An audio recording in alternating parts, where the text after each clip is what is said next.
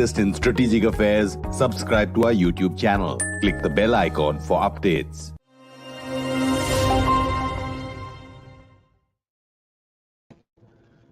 Hello and welcome to the Gist on Strat News Global.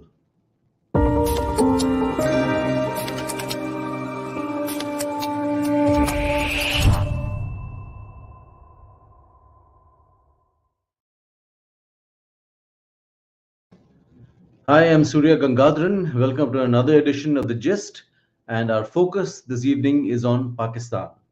Notably, some of the olive branch offer out by Prime Minister Shehbaz Sharif to India. It's all over the media. You would have read about it. Nevertheless, we have a small graphic here just to recap what he said and what he offered. He said we had 3 wars that brought only misery, poverty, and unemployment. We've learned our lesson, want to live in peace, provided we're able to resolve our genuine problems.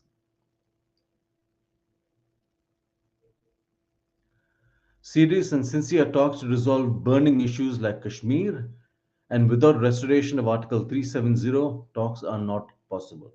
So that's an old and familiar Pakistani refrain, nothing very new in that. Let me bring in my guest this evening, Ambassador TCA Raghavan, a former High Commissioner to Pakistan. He's also written a book on Pakistan, The People Next Door. Some of you may have read it. Welcome, Ambassador. Glad to have you. Sorry, sir, we can't hear you. Thank you, Surya. Thank you for inviting me. Ambassador, what do you make of Mr. Sharif's offer? It's old and familiar. Well, firstly, I don't think it was an offer. He must have been asked about this and he responded in a media interview. As you said, there's nothing particularly new because it's a restatement of the formal position which Pakistan has been taking, that unless there are discussions on unresolved issues or unless the core issues are addressed, there can be no progress. And just to make sure that that point was made, the Prime Minister's office in Pakistan thereafter issued a statement reiterating the point that Article 370, the revocation of Article 370 must be reversed before any talks can take place. So put together, it's the standard kind of articulation of the Pakistani perspective, which there has been since August 2019. So in that sense, if you read the statement as it is, you can say that what is the fuss all about? Mm-hmm. So what is the fuss all about? Well, in my view, the fuss is unnecessary, but I don't think we should be in a hurry to, be excessively cynical about this statement. And this is because the India-Pakistan landscape is so fraught with tensions, and the overall terrain of it is so bleak, and there is so much mistrust and lack of any kind of positive thinking, that even a standard formulation without any polemical flourishes is not a bad development. In recent months, we've seen a very high intensity of polemic, often in statements coming out of Pakistan. So a statement like this, which may be only one of vague aspiration or vague intent, but is nevertheless positive, is something which is good. I don't think we have to give too much importance to it, because given the current situation in Pakistan, given the kind of political churn which is so evident over there, it's not as if anything much can be done with Pakistan at this stage unless there is greater internal political coherence over there. But as a statement from the Prime Minister, as a statement from someone who represents a party which in the past has taken major initiatives to stabilize relations with India, I don't think it's a bad thing in itself. And we shouldn't be in a hurry, as I said, to be excessively cynical or in dismissing it. Mm-hmm. Would you say the hardliners stepped in when it came to Kashmir and that clarification came out later? I don't think so. I think this often happens. The foreign offices or prime minister's offices are excessively conservative, lest what their principal has said be misunderstood, or it is taken to mean more than what he has said. And given the fraught political situation in Pakistan, they possibly thought it's better to issue such a clarification. I don't think it was a case of the hardliners suddenly feeling that Shehbaz Sharif is running away with the ball and must be curbed. I don't think it was that. I think this was just the normal conservative reaction, which is often there on issues pertaining to India from the Pakistan government. Mhm. So nothing has changed really. They're still, despite the economic mess they are in and their own internal issues, the insurgency on the Western Front, despite all that, India remains the big bad boy. Well, I think one shouldn't forget that the big positive in India-Pakistan relations, in a otherwise very negative uh, terrain, and there's been an element of stability because of the LOC ceasefire Yeah. since early last year, or early 2021. So I think that is a positive development, that ceasefire has, on the whole, held. And while there have been verbal skirmishes and, as I said, high levels of polemics, on the ground, the situation has been relatively stable. Although it must be said that stability is at a very low plateau, Mhm. because at the moment, the overall bilateral relationship, it is at a very low level. High commissioners are not in place. There is a stoppage of trade. There is a virtual stoppage of any kind of traffic of people from one side to the other. So, on the whole, it's not a very uh, positive uh, state of the relationship. But in that context, the fact that the ceasefire has held, the fact that a major uh, uh, that an accidental, like the launch of the missile, was handled by with great maturity by both sides, Yeah. is I think these are positives that should not be overlooked. Mhm. What do you think of the new army chief? We haven't heard very much about him. And I mean, I'd like to take you back to General Bajwa's thing about geoeconomics and the need to use that rather than geopolitics and all. Is that all now over and done with? I think by and large, it's over and done with. But one shouldn't overlook the fact that there's always been, and there certainly has been for the past 2 decades, uh, this view in Pakistan, in the polity, in the larger strategic fraternity, and also to some extent in the military, that we need to have greater stability in relations with India. It's not a view which has always prevailed. That view has sometimes proven to be ineffective, and which is what led to major downturns in the relationship when they were unable to curb the the terrorist groups acting against India based in Pakistan, and there were major terrorist incidents. But that view has always been there. General Bajwa expressed that particular view in terms of geo-economics over geopolitics, but he was really reformulating that existing view which has been there for some time. As you're quite right, I think we don't know much about the new army chief. He will still take time to settle down. But the point is that what Pakistan witnessed uh, during the transition to the new chief was a very intense civil Yeah. military skirmish. Mm. Mm. And that has left all the parties in the skirmish somewhat damaged. And certainly the military has had its public profile dented. I think the main priority and the main challenge before this new chief is to repair that public image, because the manner in which the transition from one army chief to the other became a political football, and there were all the stories about the enormous wealth of the generals and the extent they went to secure their own personal futures. All of that Yeah. has dented the image of the military considerably. Mhm. But none of this gets reflected on the street, does it? It's still the same old thing about the army being held, above everybody else. Somehow, the army's image seems intact at the Well, street not level. really. Not really.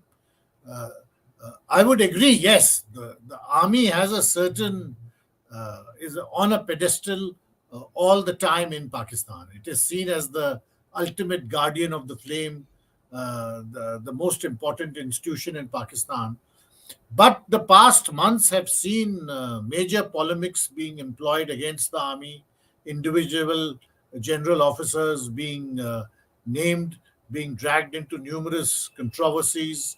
The earlier chief was the target of quite an intense social media Yeah. campaign carried out by Imran Khan's party. So all of that, it's not as if this has not happened in the past before. Civil military skirmishing is not new in Pakistan, and it recurs periodically. The intensity of it this time was certainly much more than what we have seen in the past. And also, you saw the difficulties which the army had in putting a lid to it. Yeah. They really had to stretch themselves to try and put the toothpaste back in the tube, and they were not entirely successful, which is why I say that their public profile and has been somewhat dented. Mhm. Is the army divided? I wouldn't go so far as to say that the army is divided. I think it's very much of a unified and disciplined force in which the chain of command works. There have been there is always turbulence when there is a transition in the chain of command. This is not the first time that turbulence was witnessed, but this time the transition was badly handled. It was Mhm. badly handled within the military, and it was mishandled by the political parties. So it was a badly handled transition. I wouldn't say that this means that there are factions or actual divisions within the army. I think that would be overstating the case. But there are always different personalities, there are different ambitions, and there's always a certain jostling for the top posts. That does not mean that it is not a unified and disciplined force. Mhm. You don't see any, like in Bangladesh, the army at one point decided that they couldn't continue running the country anymore, and they stepped back.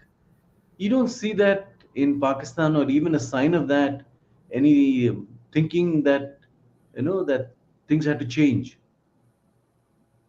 I think uh, it may it may come to that at some future stage, because clearly the Pakistan army finds that it can no longer reorder the political architecture in the way it could.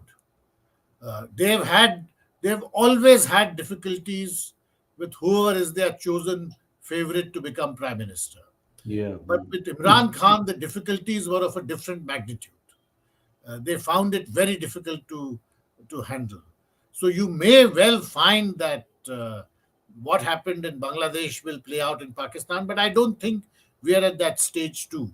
The stage we are in is that you can see that the army is having to try harder and harder to maintain more or less a stationary position, Mhm. and the intensity of the civil military skirmishing, that intensity is increasing. The space which the political class demands, that demand for space, is also increasing. But I don't think we are at that stage where the army is going to step back and say that we've had enough and we can't manage. Uh, Notwithstanding a comment which was something to that effect, which the previous chief made, that the army is Yeah. going to stay neutral. I think staying neutral and staying out of it, there is a difference. Neutral means you can weigh in on one side or the other, which is what they Yeah. want. They found that it is get they what they find is that being neutral is very difficult. It's no longer enough to weigh in slightly and change the architecture. They find that they have to get into the fray, get their hands dirty, and that is creating problems. Mhm. Tell me, what would it take for the army to step back? Would it be, I mean, I'm asking you to speculate a bit here, stick your neck out, but what would it take? Complete breakdown of the economy, further division of the country, what? You see, I don't think we should. I think the question needs to be reframed, because I don't think we should look at Pakistan uh, from uh, from the perspective which we have come to take as normal and in India. The Hmm. army is a structural factor in Pakistan, and it has been like that for a long time. You have to look at the situation in Myanmar, or you have to look at the situation in Thailand Yeah. to understand the position of the Pakistan army better. It's not as if the army all the time is the one which is getting involved and is setting up people and then pulling them down. The political class also draws in the army. Yeah. There is a relationship which is structural in nature. It's not just the army making inroads into the political domain. Far from it. It's the political class which sucks the military in, and sometimes they have to go in kicking and screaming. Sometimes they go in willingly for their own to protect their own interests. But it is, in a sense, a structural factor, much like extremism or terrorism or terrorist groups are. It's very difficult to visualize a sudden break from that, and a major change like that. It doesn't happen. Change will come only slowly and incrementally. I'd like to go back a bit to Kashmir. There was a reference I mean, some of the media reports referred to a 20-year freeze on Kashmir. Apparently, this was the result of a meeting in the UAE between Indian and Pakistani officials. Any view on that?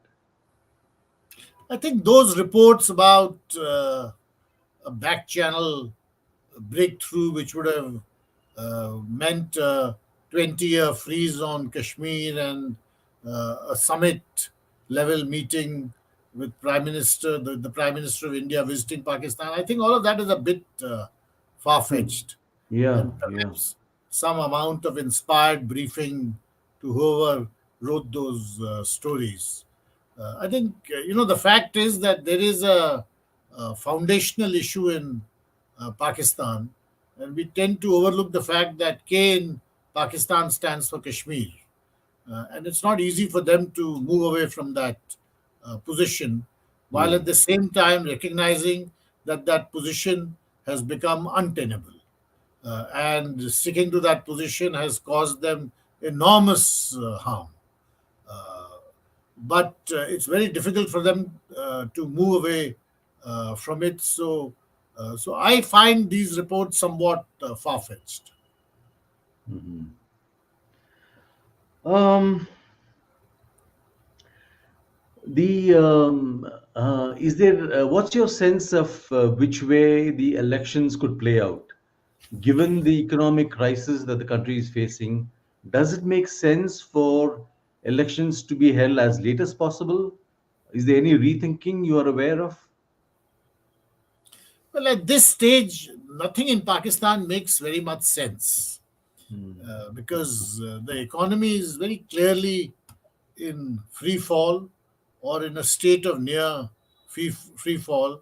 And while there are long term structural reasons for that, the political uncertainty is certainly fueling that downwards trajectory.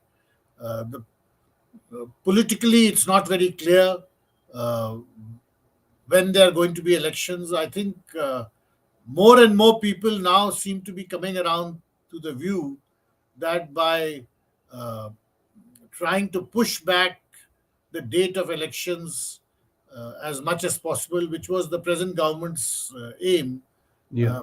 it's not really helping matters because it is fueling the pure economic uncertainty.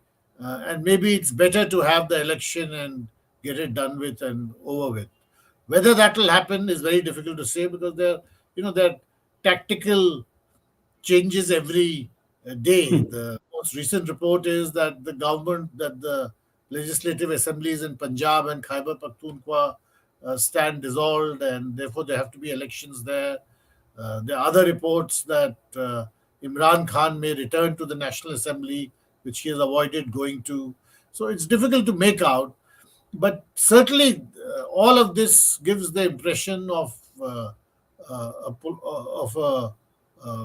politics without any clear direction, which is fueling uncertainty and contributing to the economy's downward trajectory. And the economic situation is a pretty serious one because some reports suggest that they don't have sufficient foreign exchange to honor letters of credit and to pay for critical imports. So it's a pretty dire situation, but it's very difficult to make out how it's going to be resolved. There is one simple view that they should call elections, have a caretaker government for 4 or 5 months to manage the transition, and then get it over and done with. But there are other questions whether the present government, which is made up of the Pakistan Muslim League Nawaz and the PPP, whether they will agree to that because Yeah. they came to government on the premise that they would take some difficult economic decisions and they would have the time to do that. Now, whether they will agree to this change of goalposts, one doesn't know. The larger question is whether, even after election, whether you will have a clearer picture. Because there are some who believe that unless the election result is in his favor, Imran Khan is not going to change his position. So unless he wins, he is going to continue in the way he is right now, and he represents a significant section of public opinion. Let's not overlook that. He is a charismatic figure, and his popularity has soared. Whether he can win on his own without the army backing him, again, is an open question. Because so far, every election which he has done well in has been with the backing of the army. Yeah. So whether all this public adulation and middle class and social media support, which is very evidently there, whether it actually translates into votes on the ground to the extent which is required for him to become prime minister again without the army's support, nobody quite knows, I think. And we won't really know till every last vote has been counted. And the next election, again, whether it's free, fair, I mean, we don't even know what forces are going to be at play there. You see, unless the election is totally rigged, which is difficult in Pakistan today. The constituencies there are not small, and nobody, not even the military, can totally rig every constituency or every election contest. It's not easy for them. It's not possible. What they do is they weigh in certain critical seats.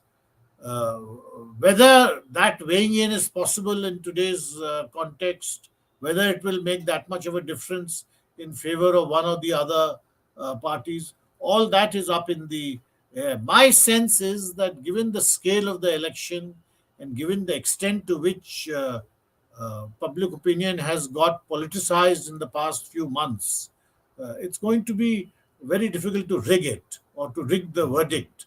And while it may not be entirely fair, by and large, the result should reflect, if not opinions, it should reflect relative strengths on the ground. Mhm. So last question, what about India?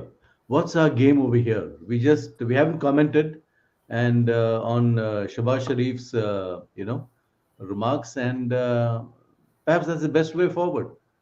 I think so, because everything need not be commented upon. Yeah. As I said, it's not a bad statement in itself, even with the qualifications, because it marks a departure from the kind of polemics which we saw recently. Yeah. I think for us, we should not try to get uh, too belligerent in our comments and statements about Pakistan. We all know the realities of the country. We know the Yeah. dangers that emanate from there. But having a certain calm in our approach is also a good idea. In the end, it's not as if things are going against our interests. True. The fact that the 1267 committee has finally listed Abdul Rahman Makki is a good development. It took Yeah. its time, it should have happened much earlier, but finally, that the Chinese saw wisdom, if these reports are correct, and lifted their veto, it's a good development. That Pakistan is learning the hard way that Hmm. it can't take up these postures of belligerence.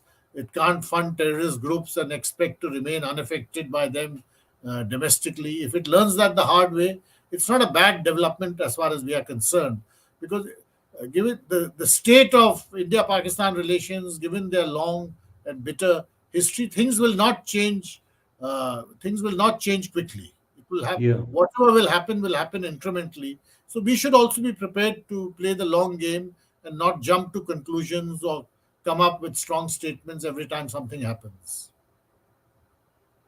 So in that sense, wait and watch is the best policy. I think right now, given the situation in Pakistan, everyone is waiting and watching.